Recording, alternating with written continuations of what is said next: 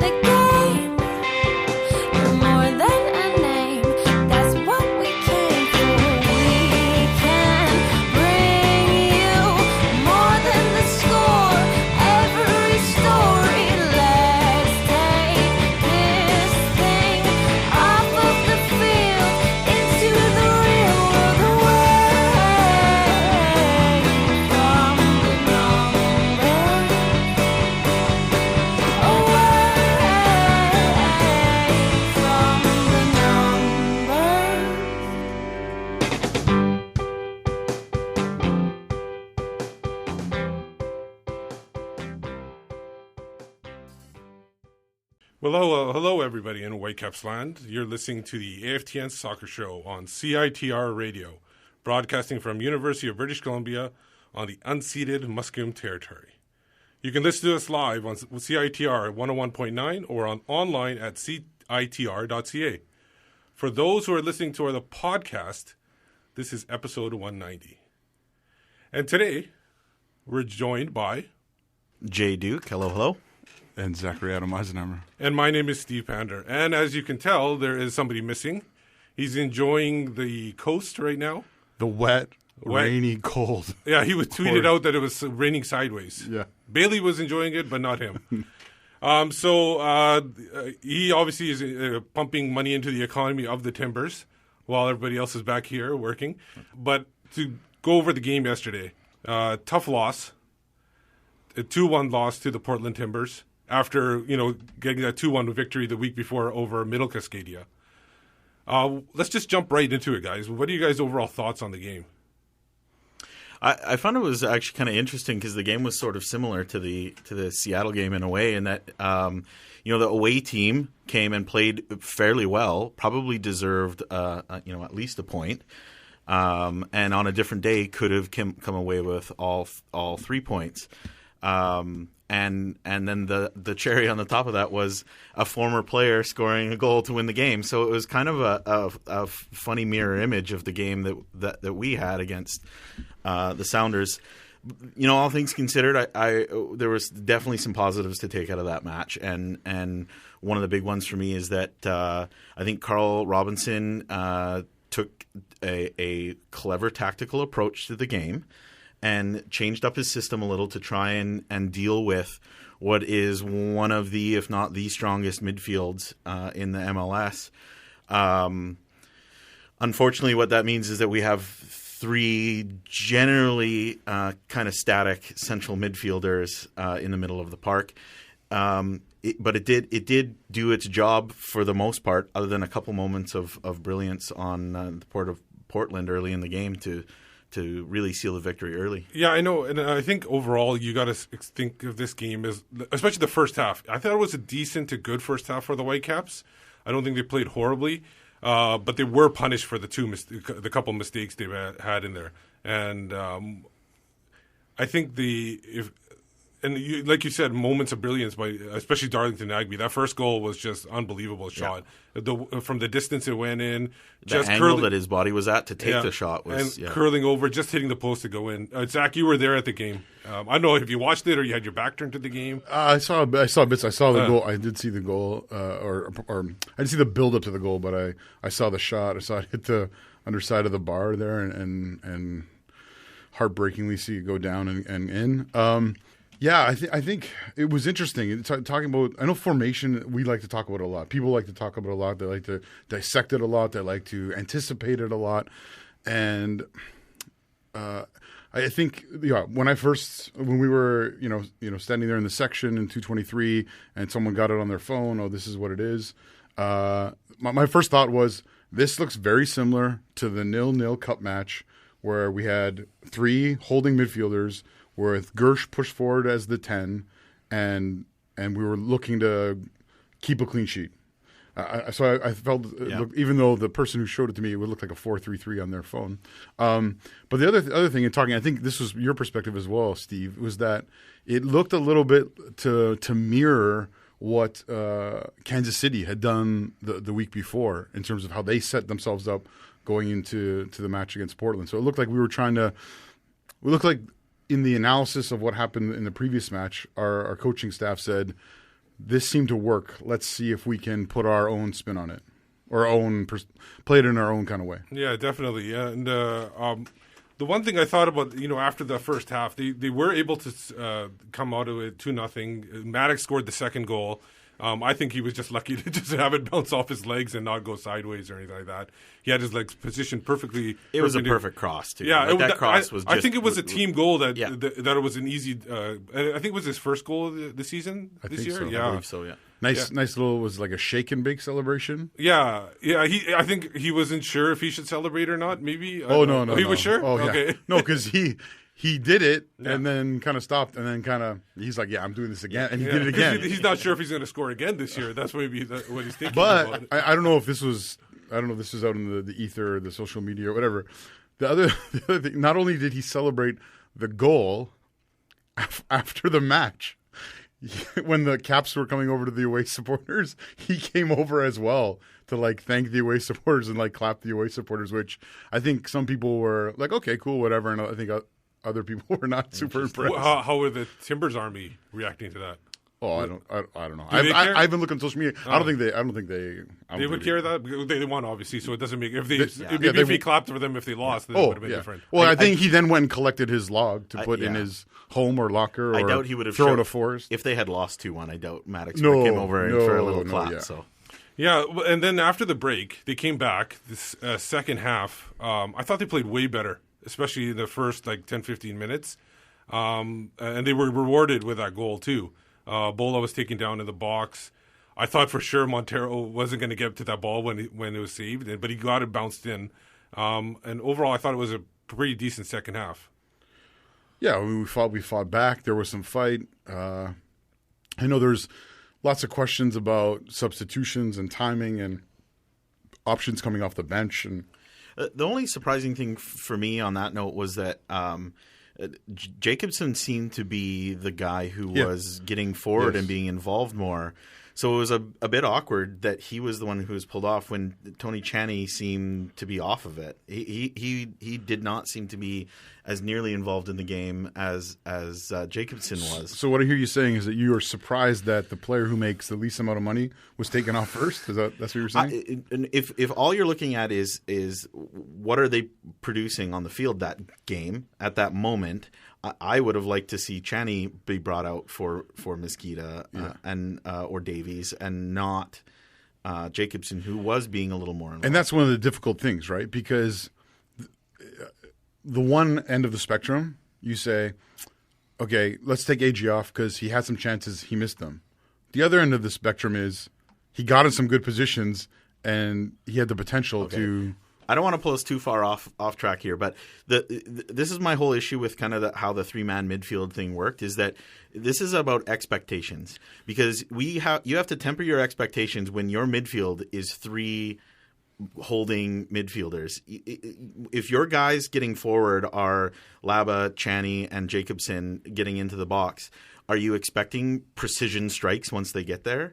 So as much as I liked the approach by Robinson then there, we should lower our expectations about what happens when those players do succeed and get into those positions in the box, because they are not dynamic attacking players who can really create something amazing in the box. Yeah, and I agree with you there, and I think that was one of the bigger problems in the second half. They had good possession, but they couldn't get that final pass in that. And I think it was mostly for the whole game. That final pass in the final third, couldn't make that connection. Montero was quiet except for the goal on this although he had that really great chance at I think it was the 77th minute or something like that, when he just made that curl almost into the top corner. And I thought he held up the ball well for Jacobson's chance that it was just beyond him. He held up well, played up a beautiful lofted ball over the top to Jacobson, who was running to that far post there. So I thought Montero was pretty good that game. I thought. No, he had his moments, but but I think he's the kind of player that's going to be quiet all game until he scores a goal or makes a great play or something like that. But he needs a little bit more support, and I think that's you're right there that with two holding midfielders, they're not going to get that. They're not going to get that pass in that final third. Well, and this goes to, I think, some of the questioning that people have about how this works, and it goes back to what we were talking about before with formations, right? I forgot to tell this. Michael, we had lunch. Kirk and I had lunch with Michael and Caitlin and Predicta Puch today, and we were talking about this. And Michael actually said that someone told him that actually, really, it was a 4-1-4-1 is what they were supposed to be playing. That's what they were calling it on the. I think I listened to it a bit on the radio. They said that, and then when I got home to finally get it on TV, they were mentioning it too. Oh, okay. That it looked more like a 4-1-4-1 instead of a 4-3-3. And I think maybe that's just the organization they had on the pitch. So when you talk about that pass in the final third, though, again speaking about the formation, how everything fits together, and the tactics is. We had a question about this on Twitter about where Bola is playing. So someone, I think on Twitter here said, or Joe Deasy on Twitter, cheesy _ Deasy, said, I thought the three-man midfield looked great and that the game was conclusive evidence that Bola is a winger more than a center attacking midfielder. Now, my only thought on that would be, as you mentioned, we were missing some of those passes in the final third, which I think Bola has helped or either created himself, made himself, or made us more able to do that from the center when he's been in the center. But when you're on the wing and he's a little more tied to the wing. It's harder to get involved. Yeah. For sure. Here's the thing. I think Bola plays good whether he plays on the right or in the center of the park. And but it was clearly a decision by Robinson to say, no, we're going to try and gum up the middle here. With three midfielders in the middle and push Bola out wide and give him free rein.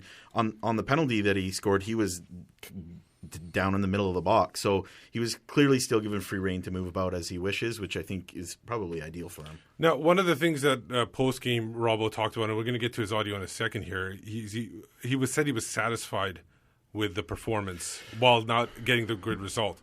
So why don't we listen to what he has to say, and then we'll come back and talk about it and see what you guys have to say, because I know one of you really went on Twitter and was a little bit confused about that. So right now we got Carl Robinson, and then after that Fredy Montero, and we'll come back right after this.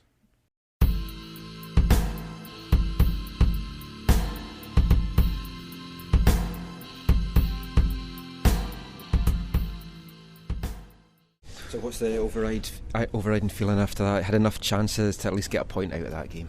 I think we were the better team. I just said to the guys in there, I can't be disappointed with them because I think they put on a very, very strong performance in a difficult environment. But we didn't take our chances, and they took two of the chances. So disappointment because we get no points, but really, really pleased with the performance.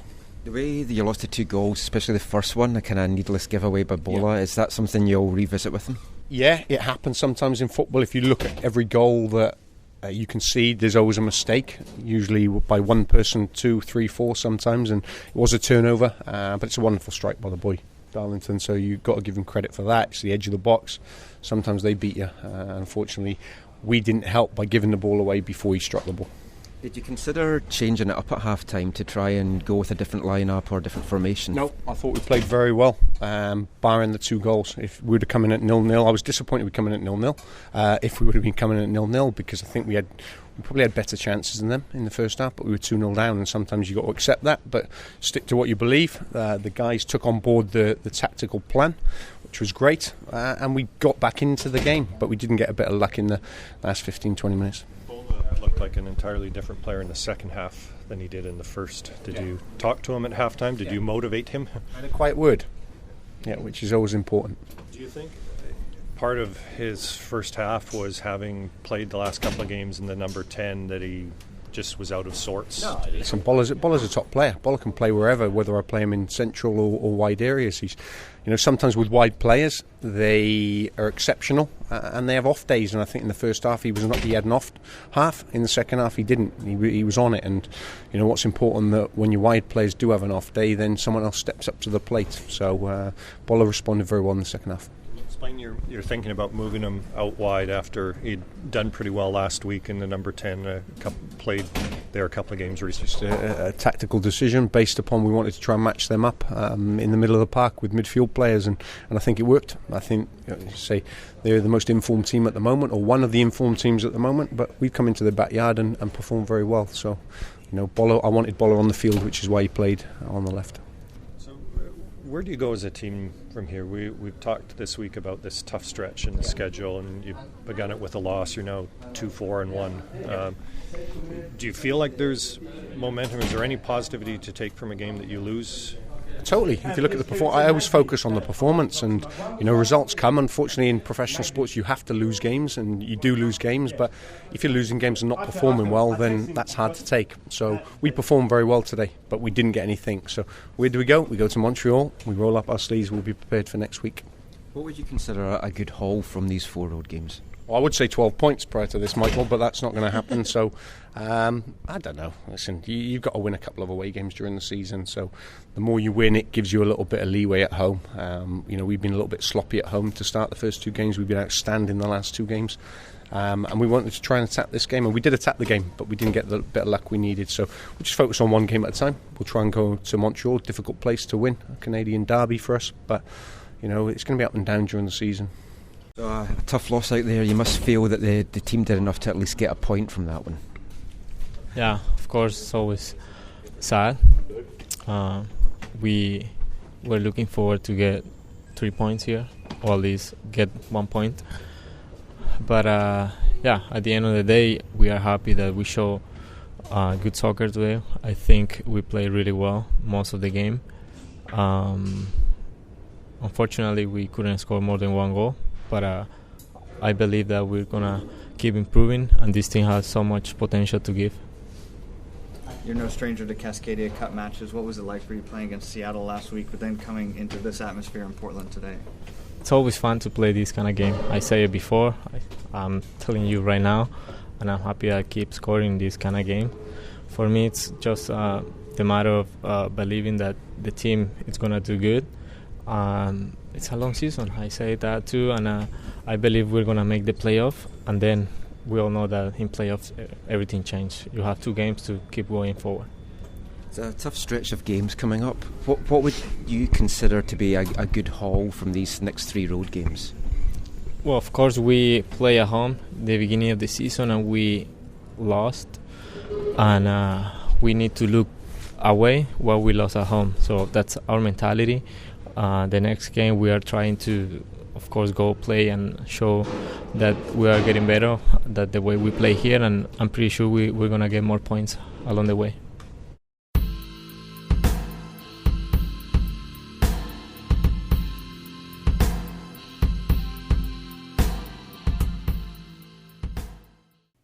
So that was Fredy Montero, and before that, Carl Robinson talking about yesterday's game. A 2-1 loss to the Portland Timbers. Now, guys, we talked about it before we heard the audio. Carl Robinson talking about happy with the performance. Obviously, he mentioned he's disappointed with the result. You can't win every game. But, Jay, you had a tweet after you heard, I think Michael tweeted that out, and then you responded to that. You had a kind of an issue with that, not for this game in particular, but overall for that sentiment. Yeah, and maybe this was just a little bit of sour grapes after losing a important derby match. But, and it was right after the game, too. But one of the quotes that he said was, if you don't take your chances, it comes back to bite you on the backside. And it's one of those tidbits he throws out a lot. And it kind of bothers me just because that's the common thing that he and many coaches, but he goes back to often, is that, well, just unlucky us. We're not taking our chances, and therefore, we don't get the goal. Goals change games, fine lines.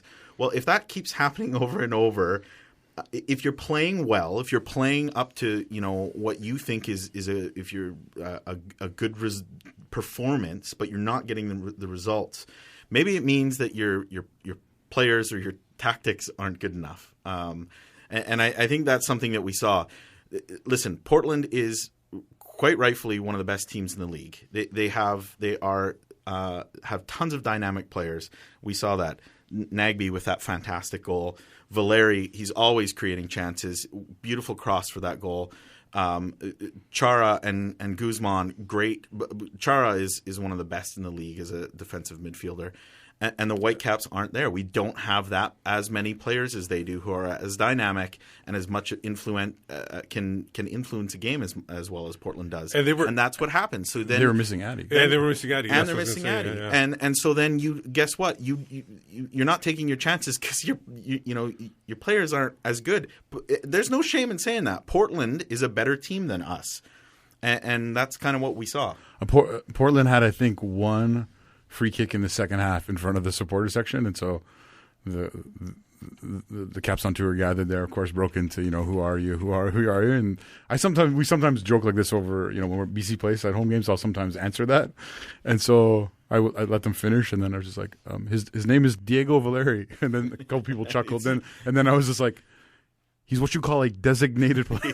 He's quite good. Yeah. I should have said he's what you call a difference maker. Yes. But yeah, I mean, we talk about this every week, and I don't want to beat a dead horse. I don't know if that's a bad saying. I don't want to keep on beating the same drum.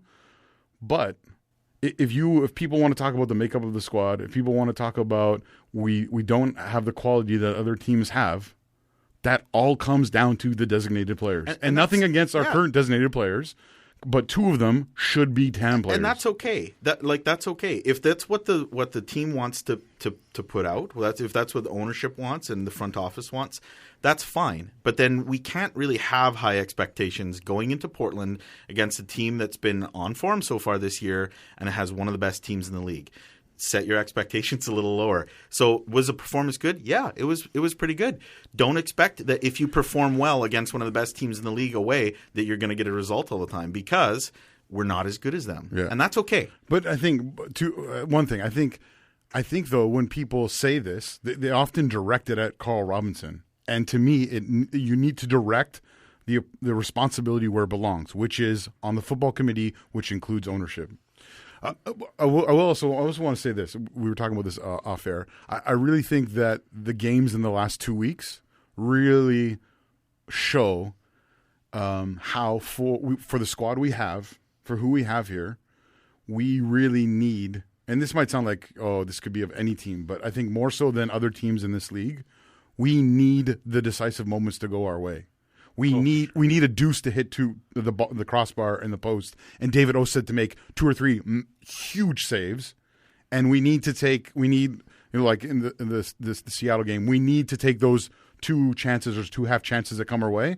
Otherwise, we don't have a chance of getting points against the top teams for sure. Yeah. I know. Against Philadelphia against Toronto. Bad example. They played. Yeah, they didn't play that well. But yes, you're right. Against quality opposition or teams that are playing very well, we do, because we don't have those dynamic game changers that I would say against virtually everyone in MLS right now. Now, one of the better players that we do have is Christian Bolanos, who I thought had a pretty poor first half, and basically started the plays the giveaways that led to the goals, but in the second half was a totally different player. And Michael had a chance to meet up with him and talk to him about his performance in that game. So let's listen to that, and we'll be right back after this interview.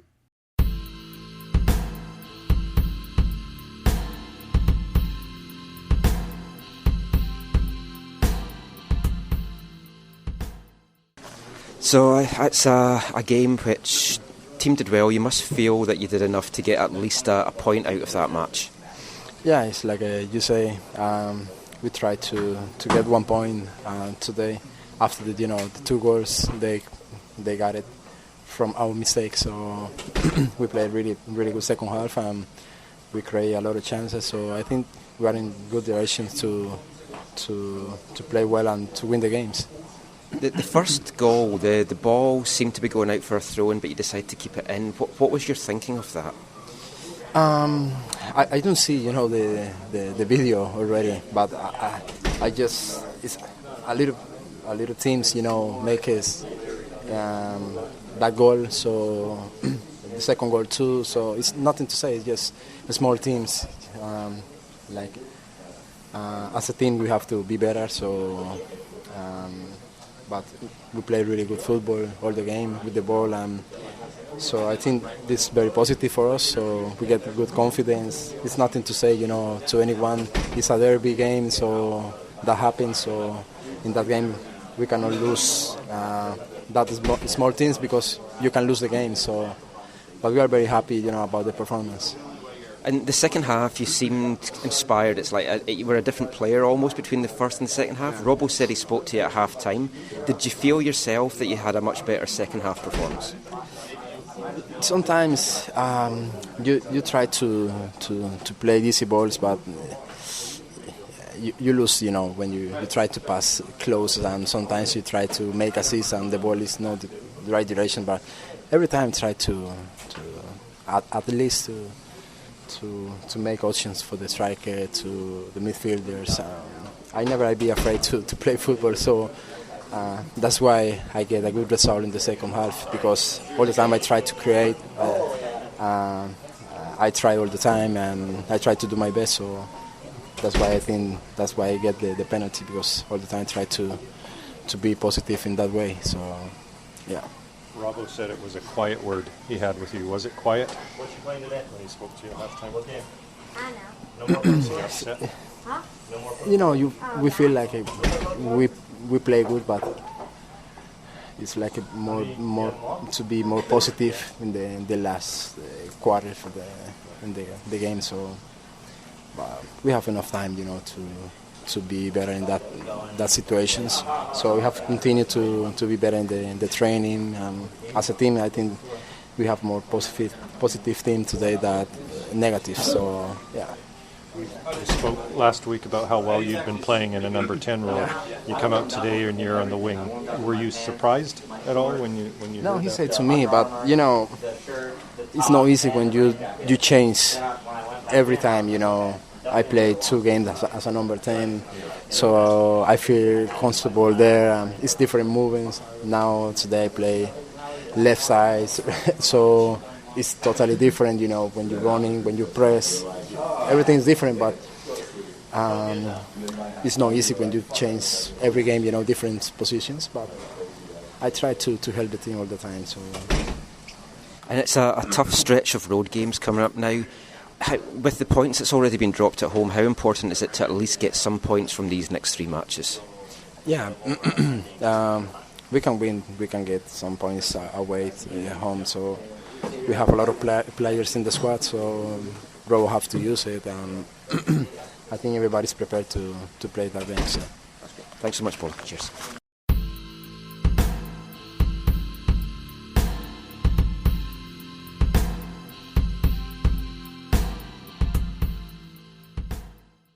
So that was Christian Bolanos talking about his thoughts on the game, his defense of the mistakes he made, and the switching from number 10 to the wide position.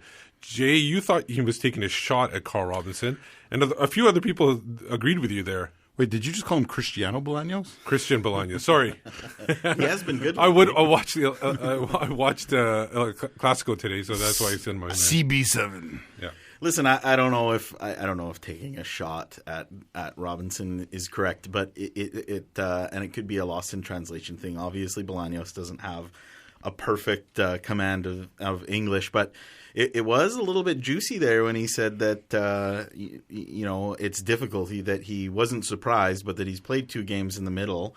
And then is being pushed out to the wing, and that it's hard because you get used to playing in the middle, and then all of a sudden your assignments change, and the runs you have to make are different, and the times that you press are different. And I think that's a good point. I think it's something to keep an eye on. But truthfully, my gut feeling is that was just Bolanos being totally honest and maybe not as tactful as he might have liked to be, but. That he was just being really honest, that it's difficult. It takes some time to transition when you've been playing for a few games in the middle of the park and then you get pushed out to the wing again. But what I do think is true is that he's a class professional. He's got tons of experience, and he's easily the probably the best player on our team. Robinson should be able to rely on him to play a couple different positions. Oh, totally. I don't hear a shot in there. I hear a person just speaking honestly and frankly. I don't think he's complaining, and I think you heard in the comment we heard in the comments previously from Robbo saying we have to have Bola on the pitch. So even though we're doing a formation change for this match, we're looking to get an away result. We need him on the pitch to be at our best, and all he was making was a statement of fact, not a statement of like, oh, I can't believe I'm being asked to play all these different positions with different runs. I don't think that's how it comes across to me. I think the way you're saying that we need him to be at our best, and that showed on the pitch too, because when he came out in the second half, he earned the penalty. He made some other great plays too, and tried to earn a second penalty. Yeah, I hope Disco is not. But the thing is, but he never complained. He never asked. He never put his hands up and complaining to the ref for the penalty. He just got up and went about his business. He did get hit in the back by Powell on that play too. True, but I think he was looking for. Yeah, I don't think Disco would look at it unless it results in a penalty that affects the outcome of the game. So. Even if it was some embellishment there, so I don't think we have anything to worry about. Now, were there any other players that impressed you in the match that you really took it to another level, or were everybody just solid throughout the whole match? And because I didn't find anybody that really disappointed either. There was no there was individual mistakes and here and there, but there was nobody that played a horrible game at all. Anytime as, I thought they defended fairly well. I thought Tim Parker did well. I thought Laba did excellently. He was pretty solid throughout the game. Tim Parker seems to be a name that's called every week now. He is. It's almost and like we said last week, he may be the best defender on this club right now. Yeah. There was one play when Portland broke out. I think it was a forward corner, and Portland had numbers. But Parker, and not only Parker, but Waston actually just tracked back and got in position really well. Mm-hmm. Or else it could have easily been 3-1 at that point and put the game away. I do think that it's tough to hail Waston as having a great game when he's not a great game, but he had moments. He was directly involved in both goals. Kind of, it was his marker. He was the closest to Maddox on the goal, although it was a perfect cross. Yeah. He came out. It wasn't Nagby. He came up to help. To help, but when Nagby had already beaten a couple players and their jock straps were all over the field. So in the stands, he came out to help and needs to try and push Nagby, to have a worse angle of the shot. So it's tough to say that he had a great game, but of guys who did well, I thought Lava did quite well in the middle of the park. Tim Parker, I thought, did well as well. And as I mentioned earlier, Montero, I thought when he was able to get on the ball, he provided quality. Yeah, it's Tim Parker. I think is having a good season, and I think for teams who play against us, I think they're always going to have as much as possible, they're quick, pacey, good with the ball at their feet, good at going around people, try and go against Kendall because he's the taller of our, maybe a slower. Tim Parker's one of our fastest players. Yeah. But Waston's not good with balls at his feet. So they're always gonna have that guy. They're always gonna try and have that kind of player go at them, which they did with Darren, which they did, I guess, with Nagby, and in some ways as well. I thought Tim played okay. I think Bola's second half was good. I do think one of the things to watch that's starting to emerge this season is a bit of a regression by Harvey on that goal. It was a well-worked goal, the second goal, but he was fleeced pretty bad by Valeri on that one as well, and Valeri had lots of space to place that cross. They seem to be attacking the left side of the Whitecaps. So does that tell you something? That they know something. Right. Which is a change from last year. Right. Yeah. It seemed like last year they were attacking everyone was attacking the other side. Whether it was Aird or Jordan Smith. So that tells you Shane Williams, they are respecting his defensive play and now going after the weaker Harvey, whereas Harvey was considered the stronger one last year. Yeah, so I think that's something to keep an eye on. It was, like you said, more individual moments that they kind of had a couple poor moments rather than an entire bad game. But for sure, I think it's something that we need to watch whether it develops further. Yeah, I want to read a couple of tweets from LWO04 on Twitter, Jay Humphreys. His reflections on the game were, I thought the Caps looked the best they have all season, save for costly turnovers. Still missing swingman in mid. AJ played it well, but case of too many similar tools with Tony Chani beside him. For me, McKendry needs a look in that formation in place of either one of them. Oh, definitely, and I agree with that. But also, talking about that, we'll get to a point we were talking about before we came on. You had Chani and Jacobson as your two guys high in that inverted triangle. Wouldn't it have been a little bit better maybe having a more dynamic player like a Mosqueda? I'm not saying Mosqueda is like a great dynamic player, but a more dynamic player than those guys. Or maybe even put Bolanos in that position or somebody else. Yeah, it's I know you're setting me up for the softball here, Steve, because I've been harping on this point for years now, is that, if you have the 4-2-3-1, the 4-1-4-1, whatever formation you want to call it, you have a midfield three. You have three players in the midfield there. If you invert that triangle and you have just the single true D mid and then two players more advanced of that, ideally you want those two players to be, which is what finally happened. Ideally, you want those two players to be a little bit more dynamic. Now, Mosqueda is not that slide rule pass, critical game breaking type of player, but he's the perfect type of player for that type of system. Bolanos, another one, as we know how well he can influence. If you were to play a game with either Laba or whoever you'd like as your defensive midfielder, and then have two guys like Mosqueda and Bolanos or Reyna when he comes back fit, I think you would have a completely different style of play through the midfield that would be much more effective when it comes to creating chances and creating goals. Yeah, because I feel like the Timbers really didn't respect either one of those guys, and I saw a couple times when Diego Chara, who is their holding midfielder, move up and pressure Laba, who was whether that's what they were doing or not. The people on the TV were saying that the Whitecaps were trying to run the offense or run the attack through Laba up the field, which I don't think he's the right player to do that. But I don't think, like you said, with two players like that, they're thinking, okay, the central defenders can handle those guys. Let's push forward and try to create some more turnovers. Well, I think that's why the play was going through Laba, was because those two more advanced players were not effective, whether that's because of their own limitations or whether that's because that's what that Portland defended them well. So now you have the game all going through Laba, and that's not really who you want to be pulling the strings in midfield. No. Yeah, I agree. Okay. Wow, quick answer. Yeah, no, I agree with what you guys are saying.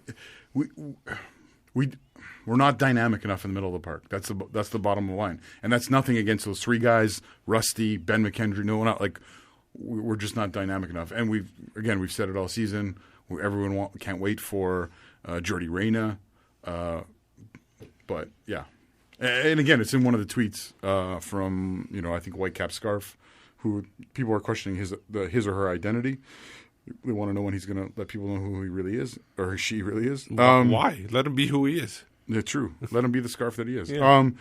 But, no, is the fact that our needs are holes in the squad are another number 9, especially with all the injuries, and a number 10. Yeah, and another thing that was brought up about the substitutions, there was no substitutions until the 74th minute. And then that was almost like a like-for-like sub when they took off Teixeira and brought on Davies at that point. And then on top of that, and they finally didn't make that. Like, everybody was clamoring for either Jacobson or Chani to come on. You wanted Chani mostly to come off, but finally they made that change and brought in an attacker, and then Greg came on even after that. Do you feel that was a little bit too late, or do you think Robbo was trying to get that get into a draw and then keep those holding midfielders on there to preserve that draw and to get that point? They were playing well. That's the thing. So it's tough to be really critical when at the time the Whitecaps had the game other than the scoreline, had the game by the scruff of the neck there. Yeah. They really controlled the second half. So it's tough to say, well, we're going to bring off one of these players. And now in hindsight, they didn't get that second goal. So should they have brought in someone who's a little, more likely to create a second goal a little bit earlier, whether that be a Davies or a Mosquita or a Kyle Gregg? Maybe that should have come a little bit earlier, but it is tough to be critical when at the time they were still creating chances and doing fairly well. But I think it is a bit of a fair criticism, because in the ground it felt like we like in the 88th minute for Kyle Gregg. I know again he's lacking MLS experience and all that kind of stuff, but he's getting votes for one of the most attractive Whitecaps on the pitch on Twitter. No, Joe Deasy was. Was it just one person? No, Joe Deasy was just asking. Oh, okay. Is Kyle Gregg I think it was implied. It was implied. He thinks he's probably. He's trying to get support for that. How can you read the tone into the tweet like that? I think he was asking the question. All I care about Kyle Gregg is that I can't wait for him to catch on fire, so we can sing for him. Yeah. But no, I think it's a fair criticism, especially with the second substitution. It was I think the 88th minute or whatever. No, the second substitution was in the 77th or 78th. No, the first one was 77th. No, the first one was 74. First one was 74, right? Yeah. 70. Okay, so Kyle Gregg didn't come on to the 88th minute. Yeah. So and then when he came on, they at that point for some reason they couldn't get the ball into the box and take advantage of his height at that point. It was just like constantly whoever it was from the left side getting it to the right side and then getting back to the left. They couldn't get it into the box. Some credit goes to Portland there. They finally in the second half started to put their foot on the ball and slow the game down. Yeah. And the ref was calling lots of ticky-tack stuff at that point. And the game was really slowing down, so it was tough for the team. But you're right. You got to give a guy like Kyle Gregg a little more opportunity. You got to give him enough time to at least get one chance. And I don't think he had that, really. You lumberjack lover. So just to sum up this game now, overall thoughts, final thoughts on this game. Are you guys kind of feeling more at ease with the team based on the performance and the fact that we know that we're still going to get players back in eventually in the summertime, and then maybe if we can hold on and play this stretch out and kind of get back to it? No, I mean, and this is probably me more wearing a supporter hat than anything. No, I'm not okay that we dropped points in a Cascadia Cup match. We've now gone to second in the Cascadia Cup standings, I believe, on goal difference. Very early in the season. Very early. It's an embryonic table of embryonic tables. We should have got something from this game. Based on the performance. Based on because I think they even outshot the Timbers in this game. I think they had 16 shots. Yeah. To Timbers, I believe it was 11. Yeah. So, and even got them on four of them on target, I think. Yeah. Yeah, no, we really should have got something from this game. Obviously, we all want to win, but we should have definitely at least got a point out of this game. So it's disappointing in that sense. The performance was there. There's some positives to take from it, sure. Do I feel better about the team? It's one game. So we have 3 more road games. So we got to talk about that. I think at the end of the road trip, I think we're going to talk about that maybe more at the end of the month of May and see kind of where things are at. Yeah, I mean 0 points is tough to really be super happy about. But what I will say is I was happy that from Robinson that he came up with a plan that seemed to actually work and that the team performed as he asked them to, I believe.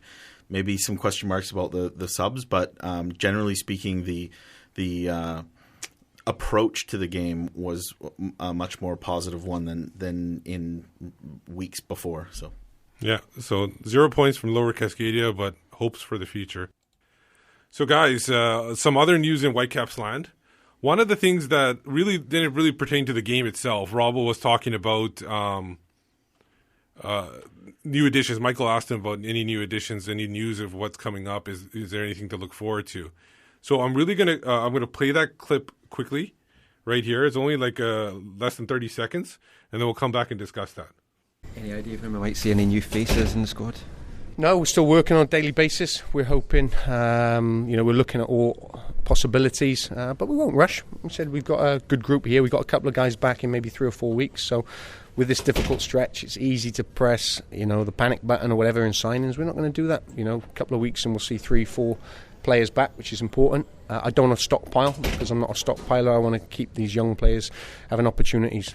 So that's Carl Robinson talking about new additions. Now, does that sound like that he's not going to bring anybody in, or he's just mentioning that he doesn't want to bring in like a ton of players or anything like that? No, I don't think this is any different from what he said before. I know there's been some outcry about this, and we got some tweets about this, obviously asking about this. He's not saying we're not bringing in players. He's saying he's following what he has always said about I don't want to block pathways for players. So I'm not going to – we have a couple injuries. I'm not going to bring in players just to replace the guys who are injured short term, is how I interpret what he's saying. I think they're still looking. I think they're still looking for Bobby Lenarduzzi hasn't told us he's stopped looking for a striker. Yeah. So we should believe that he's and probably it's the first week of May, I think. May 8th, I think, is the date. So I think they're looking for a striker. Some people have talked, of course, about center back depth, replacement for Edgar, whatever, that kind of stuff. Yeah. Or another third or fourth option. They're looking. I think he's not like necessarily going to replace Eric Hurtado in where he is at in the depth chart. I don't think they're going to the players he's talking about coming back from injury none of them are strikers that can play a backup role to Montero that could possibly start on a regular basis and you feel comfortable starting. So I think that's the one spot that is open. Yeah. All the other spots when people come back injured, like the Yordi Reyna as the number 10, Breck Shea is another winger. Is there an update on Breck Shea? Not really. Because I thought he was doing jogging and stuff, and I was like, it might have been light jogging. Yeah, I don't think the tweet was that he, Levis, and one other player were jogging, but that Yordi Reyna was not. That he's still in a walking boot, so that Reyna is still quite a long way away. Yordi Reyna against the Sounders was in a walking boot. Then that's just a week ago, so I don't think that's going to come up too quick. Brett, I'm pretty sure is not going to be match fit until July, from what I've heard. Also, one other small note from this weekend's match is we're in the stadium and the keepers are the first to come out, and so Spencer Ritchie came out and so my first thoughts were like, is Paulo starting or is Paulo not on the bench?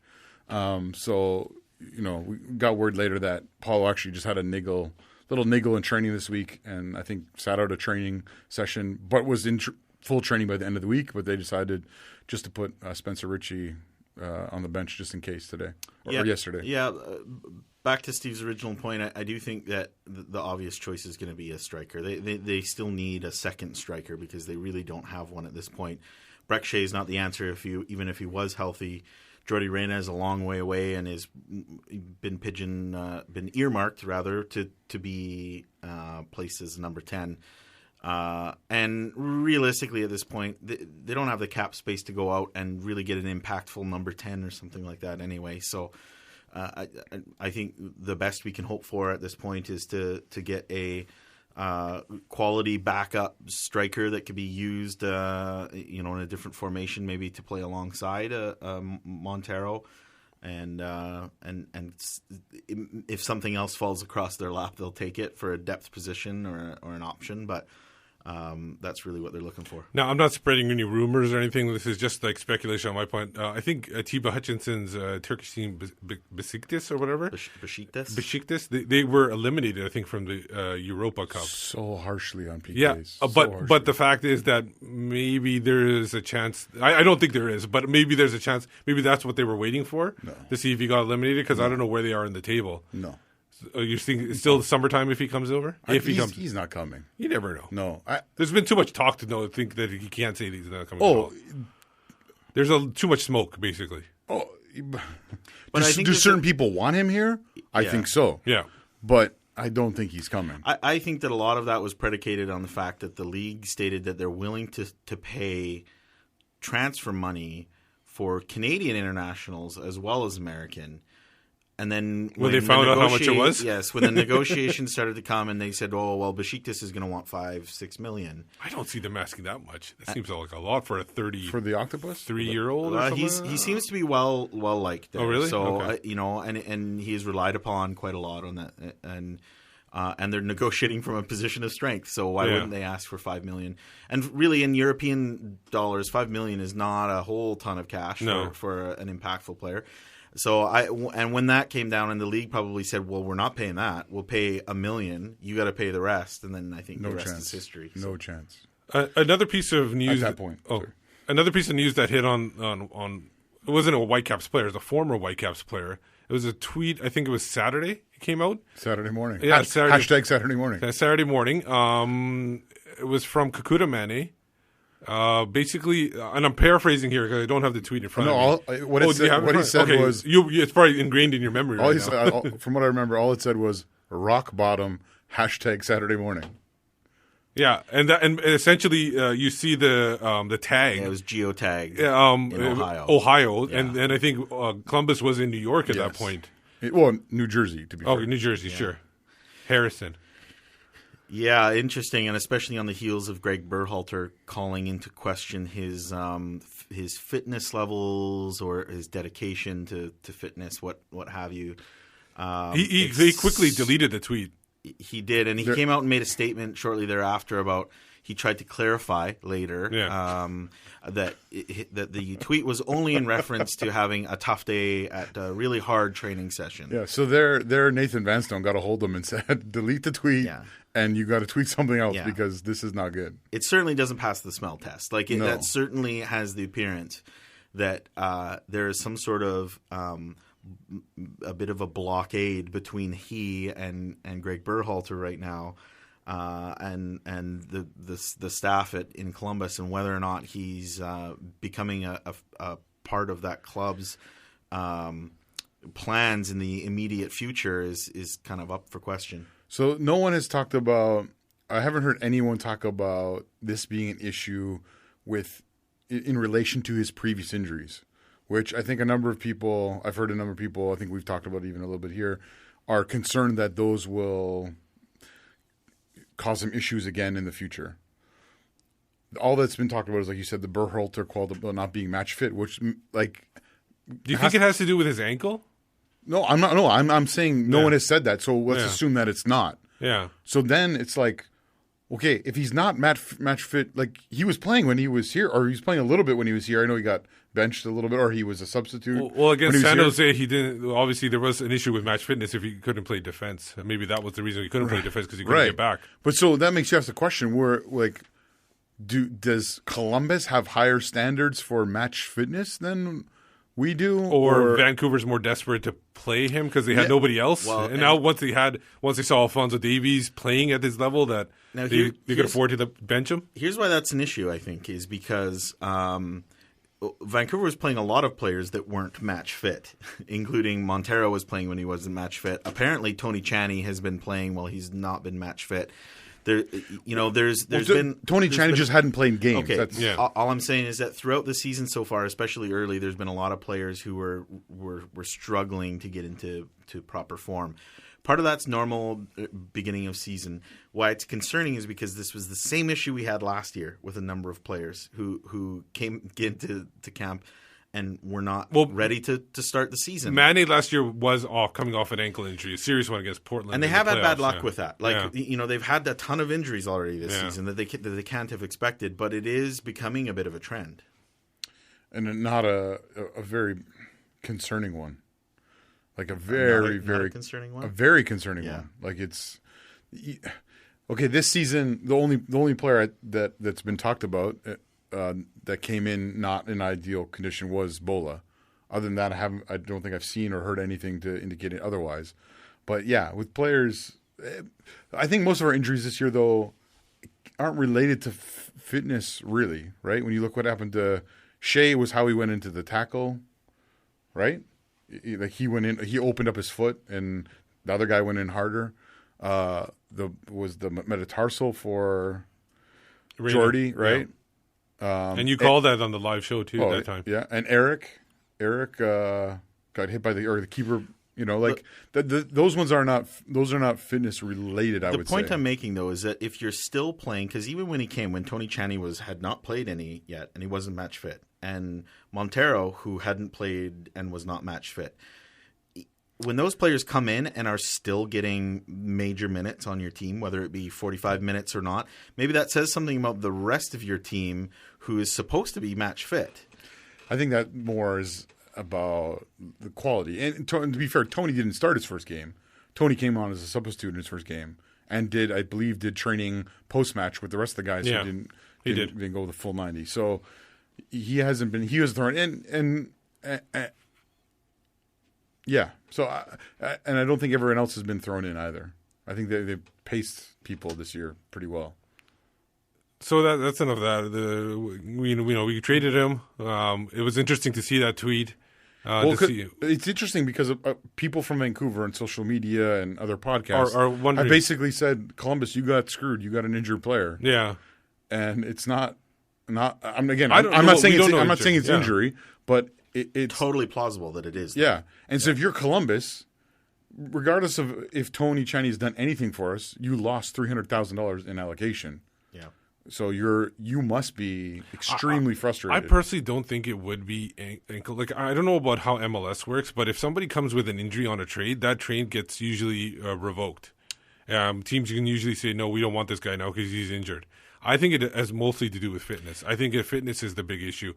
I think like I said before, Robbo needed him to be on the pitch, whether to sell tickets or because he didn't know if he had other options. And then when Alphonso Davies impressed, I think then he saw maybe I don't need him and I put him on the bench. And that led to the trade at that point. So enough of Kakuta Mane. He's traded, like I said. He's out of our hair for now. Except if he gets re-signed, we get a first rounder. Yes, if he gets sold off, we get money for that. So maybe we want him to get better. Yes. No, but maybe we want him to get better so he gets re-signed. Is that better than him going to Europe right away? I don't know. It depends on if you want a draft pick or you want to. It's going to be a late. Columbus is doing really well. I think it's going to be a late pick, anyways. Regardless, I think we can all say we hope that Kakuta doesn't feel like he's on rock bottom for much longer. Yes. Well, for both for the club, for the benefits of the club, but also for the player, because he seemed to be a genuine guy that you got to hope for the best for. Except when Columbus comes here in September, then he can be. I hope he scores 3 in a 4-3 loss. Okay. Now Columbus coming here. Vancouver won't be coming here for still a little while. Next week they're going to Montreal, facing another rival. In especially over the years, a Canadian rival. This just seems like they're playing everybody right now to start off the season. TFC back to back. Yeah. Well, no, TFC. Then they played in Salt Lake, our weather rival, and then basically now Seattle, Portland, and Montreal. So they're hitting everybody at once this year. Does Montreal have any difference makers? I think they have a few. There's at least one. The young kid seems pretty good. Tabla. Oh, the Canadian, yeah. Canadian. I'm not sure if he Jackson wants to play. Hamels has popped in a couple three goals. He's been rumored to be going on loan and then he pulled off that. Yeah, and then so what do you guys think about that match going forward? How do we match up against them? They came back and beat Philadelphia, who's awful. Yeah, but they still and we drew them, so it was actually at home. We were awful that day. Yeah, so basically, or we weren't good. We were not great that day. So what do you guys think about Montreal and what our chances there are? I honestly thought that this was I thought they could maybe surprise and get a surprise victory in Montreal, based on you never know when we play each other. Yeah, you never know who's going to win at the game. Well, before we talk maybe about the result, how do you think we're going to go out in that match? Like, do you think we're going to go out with another? Oh, actually, Jay's corrected me. They came back and drew. Yeah, Philadelphia did come out big. They were down 0-3 though. Yeah, and came back and scored 3 goals for the draw. But Philadelphia is awful. Yeah. But so how do you think we're going to go into that game? Are we going to go in with trying something? Our last 2 away matches, we've been trying something other than what we play at home. Yeah, we tried a 3-5-2. We tried a 4-3-3 or 4-1-4-1. Yeah. So that's to me that's going to be. I'm looking forward to seeing how we lay out our stall for that game. It's an away match, so I expect them to be focused on defending, keeping a clean sheet, and trying to take some chances on the counter. Yeah, I think they're going to probably revert back to the tried and tested 4-2-3-1 with 2 holding midfielders and probably Bolanos moving back centrally. I think the Davies to the bench was just looked like he was getting tuckered out a little bit. He's been playing a lot of soccer. He's still a young kid.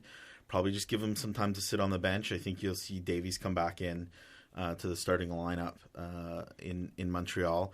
And I think another one of the big keys that is going to be really interesting is that Ignacio Piatti seems to be back on form. And so but he's not going to be going up against Fraser Aird. Talking about Jordan Harvey, who has been, I think, everything that Montreal does goes through Piatti, and he starts on the left.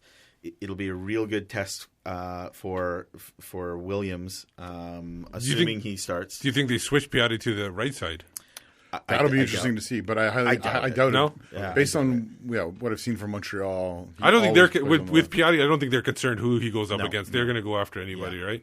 I think it'll be a great challenge for Williams, and I think his season's kind of like been on an upward trajectory the whole time. So hopefully it keeps going. Yeah, I think they can. I still feel like they can. This is a chance to get some points. Although now that the way today went, and Minnesota beat Colorado.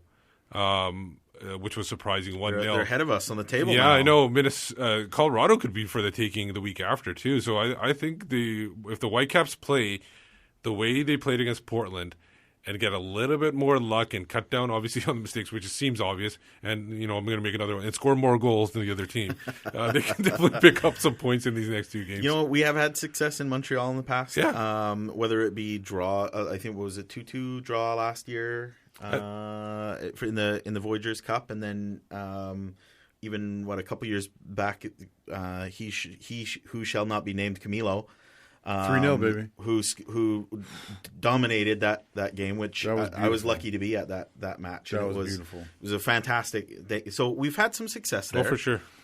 Colorado, looking a little more forward, we have had much less success there. It's always a tough place to play. You're right. I think this is the match that you want to go out. I don't know if Tim Howard's back by then, too. I'm not sure. I think he might have. You think a 3-match ban? Yeah, 3-match ban. So I don't know if he'll be back by Vancouver. No, that would be his third. Yeah, that'd be his third. So that'll be his first game back. Yeah. I wonder if he's going to appeal that. And this week was his first. This next week is his second. Oh, whatever. Yeah, I think we'll figure that out. For sure, though, the Whitecaps have to prioritize this game. As we mentioned before, they need to try and pick up some points here so that once they start getting healthy, bring in another striker, hopefully get Jordy Reyna healthy, get Brett Levis back into, if to help out on the left side. They're going to need to pick up some points. This is one that you have to put your eye on and say, here's a match that they should at least be hoping for 1 point in. Yeah. Yeah, I think Montreal, we need to get something from that match. Obviously, I think again, like I did with Portland away, there's a chance for us to take all three. But a point away would not be. And it is a rival game. I don't know if I would call it a derby game, but it certainly is a rival. I wouldn't call it a derby game. No, I would call it a derby, though. A derby, of course you would, because you're soccer hipster. I just give you. But it is a rival game, and those do have a little bit different. It being away doesn't seem to matter as much against a team like Montreal, against a team like Portland, against a team like Seattle. So I think it's going to be an interesting match for sure. Then going into Colorado, for those who don't know what we're talking about with Tim Howard, if you don't know, you should Google, look it up. But basically, what happened was Colorado was playing away to Kansas City. The fans who in Kansas City's nice little stadium there are kind of right on top of you, were expressing their displeasure, expressing themselves towards Tim Howard, as is normal in the whole footballing world. Tim Howard expressed himself back to them, and then apparently he crossed the line. Well, and then apparently they had an altercation. He had a bit of an altercation at the end of the game or whatever. So he got three-game ban. Yeah. And then the players' union came out and said, "This is Sporting's problem because they didn't control the crowd." What is MLS's? This is MLS's problem. Poor security, fans not following the fan code of conduct. Which, sometimes I think they think this is like I don't know, games for kindergartens or something. But like. Things are going to be said like it's a sport. I don't know. It's a sporting. I'm condoning it. I'm not saying that should happen, but that's the reality. Here's my question: Where has Tim Howard played before? England. Yes, he's heard much worse. Do you think he's heard similar things in his playing days? I don't think Tim Howard should have reacted the way he did necessarily. I don't think these fans necessarily did anything horrible.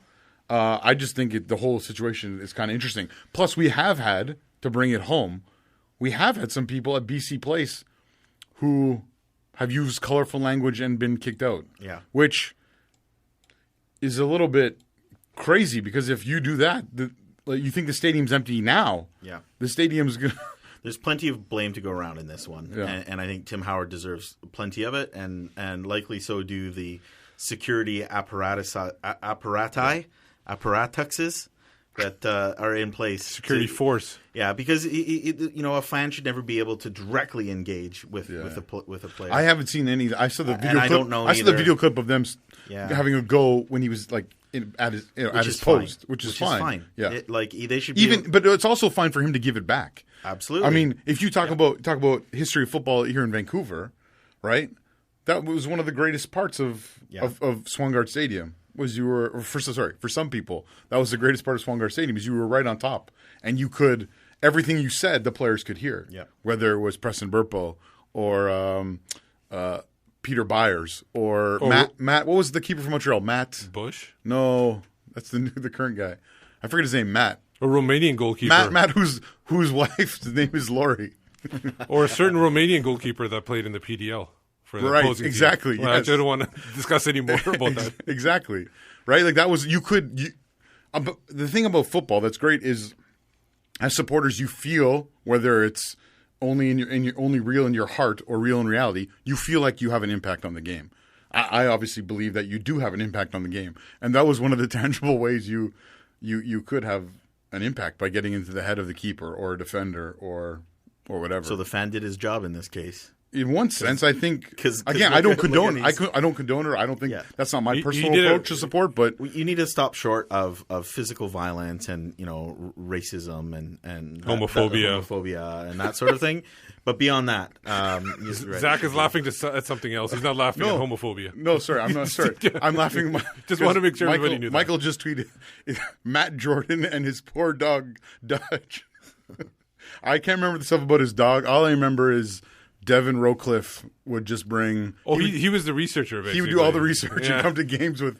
We would be chanting people's phone numbers, all about their family. For PDL players, he would have the GPA of the player. and we'd be letting him know what his GPA was, and he needs to get better at school and everything like that. So he was definitely the researcher of the group. And it was awkward because Matt Jordan and his wife had a website, like a family website or something, so... That was mentioned a little bit. So obviously we were talking about Montreal. We got into this stuff, but quick prediction: what do you guys think what we're going to get against the Montreal Impact?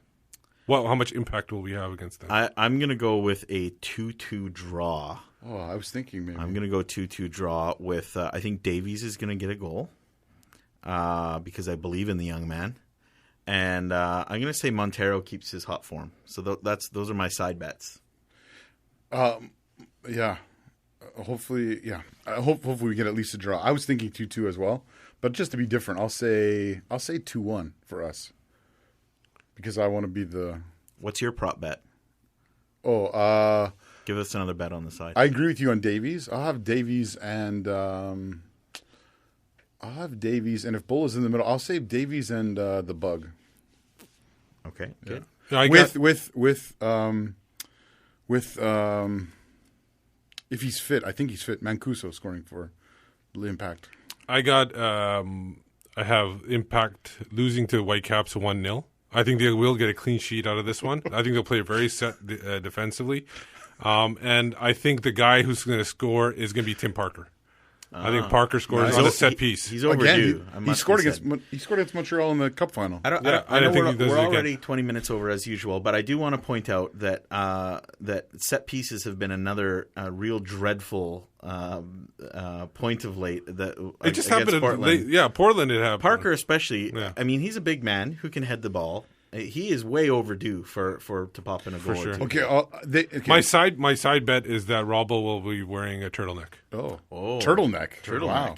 I don't think. I think he's odds gonna. on that. I think he's gonna go How Euro. cold's it going to be in I Montreal? don't know. It's got to be like 8-3 odds or something. I think it'd be a thin turtleneck, maybe with a gold chain. Maybe I know. I'm gonna maybe, lose that bet. maybe just a dickie. Thin gold chain. A Yeah, dickie you will with a lose gold that. chain. Lonely Island. Actually, if he does have a gold chain, you won't see it. But under the no, turtleneck. you have to wear it over the turtleneck in order to be cool. Maybe he'll stop at like Home Hardware on the way and just like Possibly. get some bird feeder wire or something to hang around. I can't remember what I was going to say about Montreal, but Michael did message in just to remind me about. If he's so concerned about the show, he should be here, and not vacationing in Oregon. He reminded me about Matt Jordan's dog by sending in the tweet just simply hashtag Korean barbecue. Okay, and Matt Jordan, of course, is in. I think he's still like the GM at the Houston Dynamo. Possibly. So we go Montreal, then Colorado, Then and, Houston. and then Houston is the one I'm more concerned about. That's the one we never get anything. So we'll have another tweet from the Pitt Meadows, Maple Ridge region. At Greg Mayer says, out of the 3 games away coming up, Montreal, Colorado, Houston, how many points would you expect, and how many would we be content with? I would say I would love to get 3 going. I wanted overall 6 points from these 5 difficult games that we were talking about in that podcast where we were talking about going forward in the season. Out of these 5, I was expecting 6 points, and I'm hopefully we get those 6 points, whether it's 3 draws or 1 win and 2 losses. I think out of the 5 games, I wanted 9, right? You wanted 9, yeah. Out of 9, so we got 3. Yeah, it's 3 so far. So you need Montreal and Colorado. I need a Montreal win, and then Colorado or Houston. I think 3 would be the minimum. You would hope that you can get a win against either Colorado or Montreal. But like we said, it wouldn't shock me to get one, maybe a draw against one of those 2 teams.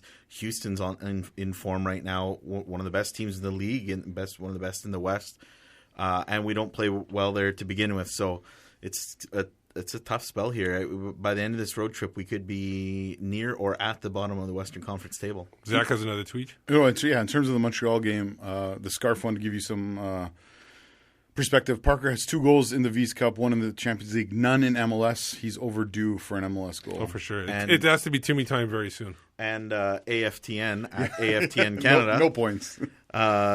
Just wants to remind everyone that he said no points. Oh, he said no points against Seattle, too. And then changed it to 1. So we're all very optimistic. Hashtag Optimists Union. So that'll be it for us tonight. Wait, no wavelength? No wavelength. Can we sing a dirge together? No, I don't want to. Oh, it's man. too late. So before we get out of here, remind the listeners where they can find you at online. You can find me on Twitter at JAY_Duke and occasionally writing for AFTN Canada. On Twitter, it's at Zachary AM. I'm a part of the movement Curva Collective. And you can find me at Whitecaps Beat, and obviously you can find Michael when he's here at AFTN Canada. You can find, like Jay said, all our stuff on aftn.ca. And so again, this will be it for us tonight. Thank you for joining us. And before we go, who wants to do the? You got to say, take care. Okay. Take care and. Why do we have to do exactly what he said? This is exactly why we need Michael here still. Just to do the end bit. Maybe we could get him to pre-record it. Can we record this? Yeah. Okay, so take 2. Everybody, take care and... Mon the Caps.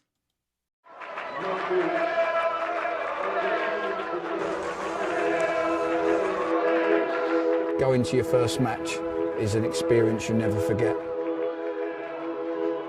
The atmosphere of what's going on around the pitch looks beautiful, and you always look and go, wow, I'd love to play here one day.